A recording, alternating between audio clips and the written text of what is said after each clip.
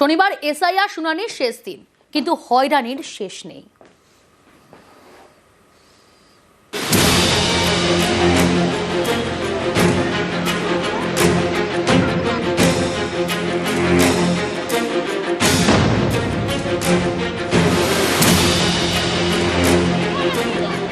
কেউ শিশু কোলে এসআইআর শুনানির লাইনে,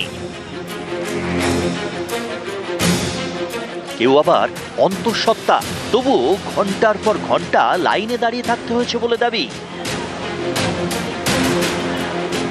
শনিবার এই ছবিটা দেখা গেল মালদা জেলা স্কুলে এসআইআর শুনানির শেষ দিনে। বাচ্চার বয়স 2 মাস, অনেকক্ষণ হয়ে গেল, মোটামুটি 3-4 ঘন্টা হয়ে গেল, 3-4 ঘন্টা হয়ে গেল। অনেক অসুবিধা হচ্ছে, রোদ রয়েছে বা লাইনে অনেক ভিড়, বাচ্চা থাকছে না, তো ছিনমিন করছে। 2 মাসের বাচ্চা, এত গরমে, মানুষের চাপে। হিয়ারিং এ এসেছি ভুলের কারণে, আর কি বলে রে, আজকালের মধ্যে আছে প্রচন্ড ব্যথা করে পেটে। কি আছে আজকালের মধ্যে? কি হবে তো? সন্তান হবে। তুমি গর্ভবতী আছে, প্রেগন্যান্ট আছো? কি সমস্যা হচ্ছে? এরকম সমস্যা হচ্ছে, পেটের ব্যথা, দাঁড়িয়ে থাকতে পারছি না, এরকম।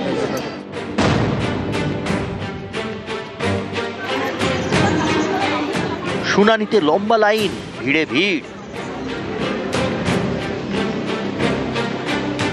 এটা উত্তর 24 পরগনার হাড়োয়া বিডিও অফিসের শনিবারের ছবি।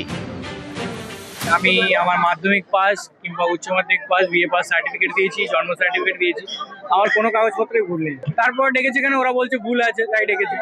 হ্যাঁ, 100 বার হয়রানি, এগুলোকে জনগণের হয়রানি করছে।